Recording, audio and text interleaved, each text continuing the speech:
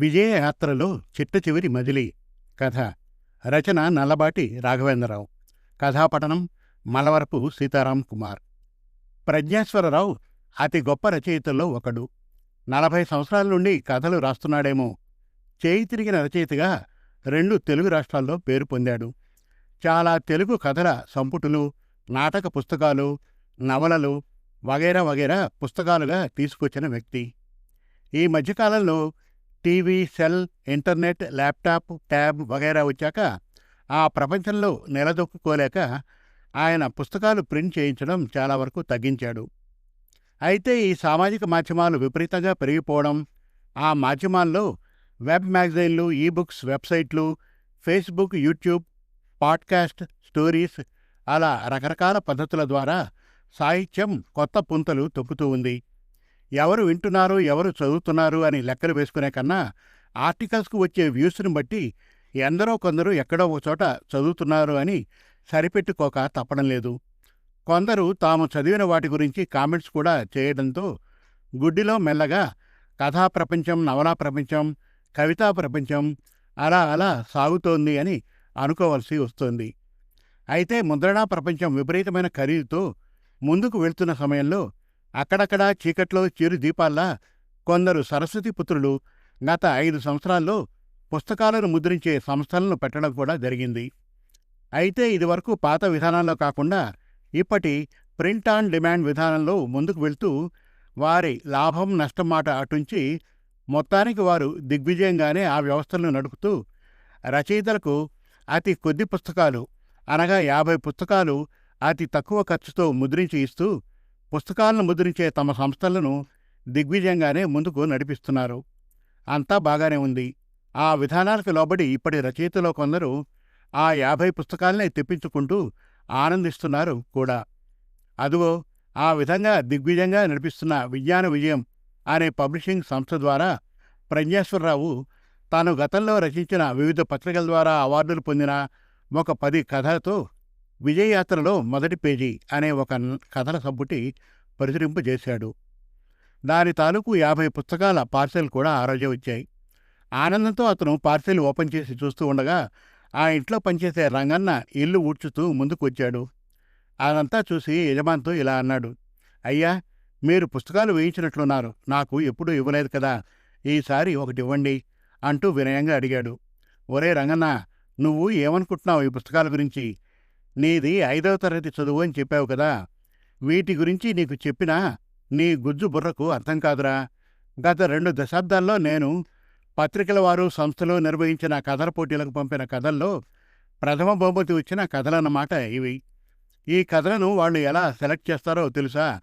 పోటీలకు వచ్చిన 500 కథల్లో ఒక 10 మంది జడ్జీలు వడబోసి 3 కథలను సెలెక్ట్ చేస్తారన్నమాట. ఆ జడ్జీలు ఎవరనుకుంటున్నావు?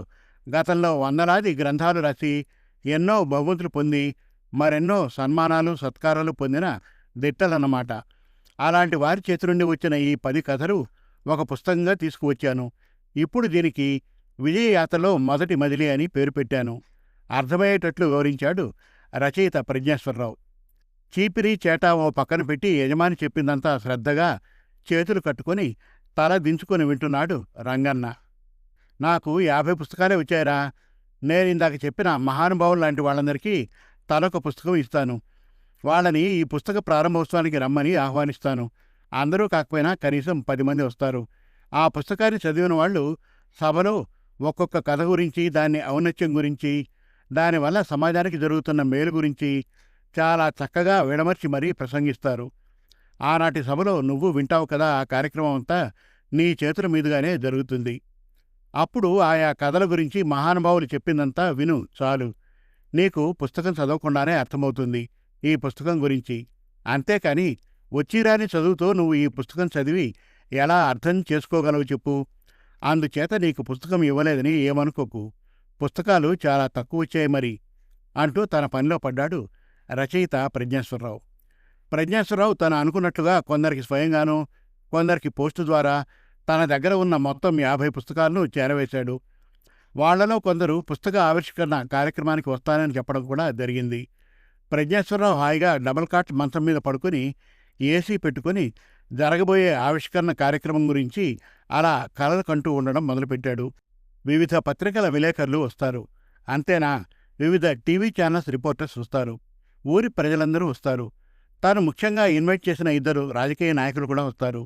అంతటి గొప్ప మహాసభలో తన విజయయాత్రలో మొదటి మజిలీ అనే కథల సంపుటి ఆవిష్కరణ 25 సంవత్సరాలుగా కళ్ళ కంటూ ఉన్న కలల పంట.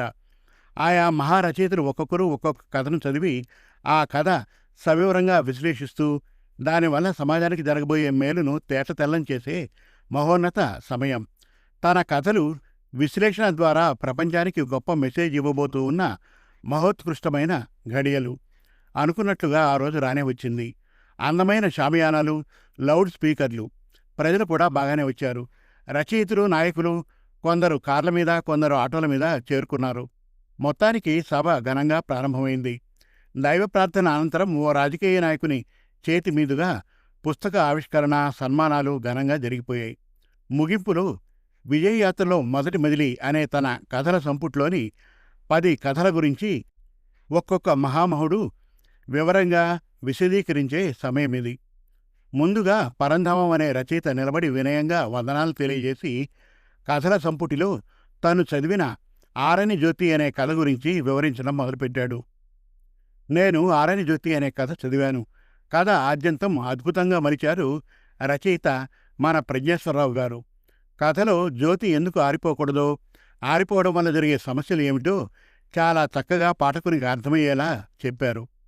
వారి శైలి అద్భుతం. కథలో పాత్రలకు పెట్టిన పేర్లు పరమాద్భుతం. వారికి నా అభినందనలు. వారు మరిన్ని కథలు ఇలాంటివి రాయాలని కోరుకుంటూ సెలవు అంటూ వివరించి కూర్చున్నాడు ఓ గొప్ప రచయిత పరంధామం. ఆ తర్వాత జోగినాథం తను చదివిన 2వ కథ గురించి చెప్పడం ముందుకు వచ్చాడు.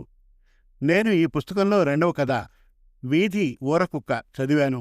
కథ ఎలా ఉందంటే నేటి సమాజ తీరుతెన్నుకు అద్దం పట్టినట్లు ఉంది. కథలో పాత్రల స్వభావాలను వారు మలచిన విధానం కడు ఇంపుగా ఉంది. ఇంకా వివరంగా చెప్పాలంటే నభూతో నభవిష్యతి అంటే భూతకాలంలోనూ భవిష్యత్తు కాలంలోనూ అన్నమాట. చివరగా ఈ కథ గురించి నేను చెప్పేది ఏమిటంటే ఈ కథ ఒక వండర్ మిరాకిల్. ఇలాంటి కథను మన రచయిత ప్రజ్ఞేశ్వరరావు గారు మాత్రమే రాయగలరు. నిండు మనసుతో వారికి అభినందనలు తెలియజేస్తున్నాను అంటూ ముగించి కూర్చున్నాడు మరో మహారచయిత జోగినాథం. అలా మిగిలిన 8 మంది పెద్దలు, మహారచయితలు మిగిలిన 8 కథల గురించి సవివరంగా వారి వారి ధోరణులలో వివరించారు. మొత్తానికి బాగా రాత్రి అయ్యే సమయానికి సభ ఘనంగా ముగిసింది. అయితే ఆ రాత్రి అక్కడి నుండి వెళ్లే అవకాశం లేకపోవడంతో తన ఇంటికి కొంచెం దూరంలో ఆ 10 మందికి ఒక గెస్ట్ హౌస్ ఏర్పాటు చేశాడు ప్రజ్ఞేశ్వరరావు. వాళ్ళు అక్కడికి చేరి ఫ్రెష్ అయ్యి అంతకుముందే అక్కడ ఏర్పాటు చేసిన మితాహారం తీసుకుంటూ కబుర్లలో పడ్డారు.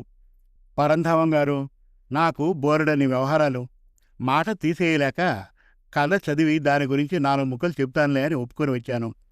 మన ప్రజ్ఞేశ్వరరావు గారు రాసిన వీధి ఊరకుక్కులు అనే కథ అస్సలు చదవలేకపోయానండి. టైం లేదు నాకు. అందుకనే ఏదో మాట్లాడి అలా సరిపెట్టేశాను. మీకేదైనా డౌట్ అనిపించిందా నా ప్రసంగం అడిగాడు జోగినాథం. బాగుంది. నేను కూడా ఇదే విషయం మీకు చెబుదాము అనుకుంటున్నాను జోగినాథం గారు.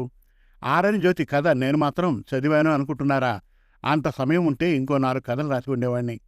ఆయన కథలు ఎలాగూ బాగా ఉంటాయిలే అనే ఉద్దేశంతో బాగానే ఉంది అని లాజిక్గా చెప్పాను. అంతే. కథకు సంబంధం లేకుండా వాక్యాలు అలా అలా పేర్చుకుంటూ పోయాను. అంతే. నేను కూడా చదివేసినట్లు బిల్డప్ కట్టాను.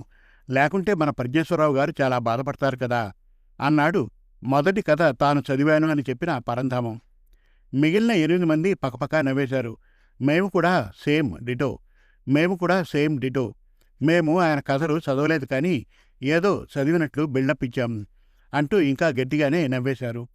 ఆ 10 మంది నవ్వులు రీసౌండ్ వచ్చినట్లు హాల్ అంతా నిండిపోయాయి. వాళ్ళు మాట్లాడుకోవడానికి 1 సెకండ్ ముందే ఆ 10 మంది సభకు విచ్చేసినందుకు అభినందించాలి అన్న ఉద్దేశంతో ఆ గెస్ట్ హౌస్ దగ్గరికి వచ్చిన ప్రజ్ఞేశ్వరరావు అంతా విని తన మెదడులో రక్త ప్రసరణ స్తంభించిపోయినట్లు అయిపోయాడు. 1 క్షణం అక్కడ ఉండలేక వారితో మాట్లాడలేక వెనుదిరిగి ఇంటికి వెళ్ళిపోయాడు. వెంటనే బీరువాలోంచి అంతకుముందే తనను సన్మానించిన శాలువా తీసి రంగన్నా అంటూ బిగ్గరగా పిలిచాడు ప్రజ్ఞేశ్వరరావు. తన చేతిలో ఉన్న చెత్తబుట్టను పక్కన పెట్టి కంగారుగా యజమాని ముందుకు వచ్చాడు రంగన్న. వెంటనే ఆ శాలువాను రంగన్నకు కప్పి టేబుల్ సొరుగులో తన కోసం దాచుకోగా మిగిలి ఉన్న ఒకే ఒక్క విజయయాత్రలో మొదటి మజిలీ పుస్తకాన్ని రంగన్న చేతిలో పెట్టి నమస్కరించాడు. ఆ తాదాత్మ్య అనుభూతి పొందాడు. అర్థం కాని రంగన్న పరవశించి శిలాప్రతిమల అలా ఉండిపోయాడు. సమాప్తం. మరిన్ని చక్కటి కథల కోసం, కవితల కోసం, వెబ్ సిరీస్ కోసం మన తెలుగు కథలు .com విజిట్ చేయండి. Thank you.